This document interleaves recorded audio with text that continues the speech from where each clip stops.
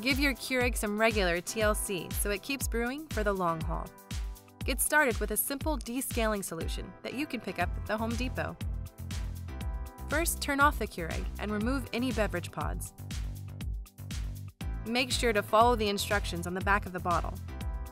Generally, you'll need to fill the reservoir with water and half the bottle of descaler.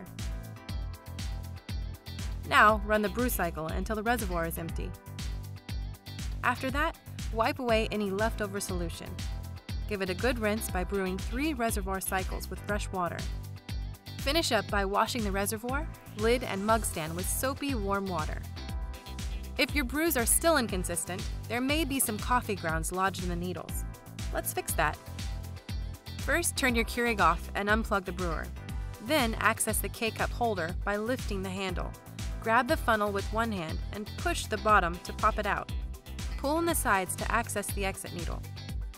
Carefully insert a bent paper clip into the hole and wiggle it around to clear any blockages. Wash both parts of the K-cup holder with soap and water, or just put them in the dishwasher. Now locate the entrance needle under the brewer head. Insert your paper clip into the 2 holes on the needle and gently wiggle it around to loosen any clogging. Before returning the holder, be sure to wipe down the surrounding area where the holder sits. Finally, reconnect all parts and run a rinse cycle. Now you can enjoy your favorite hot beverage from a clean Keurig machine. And thank you for shopping at the Home Depot.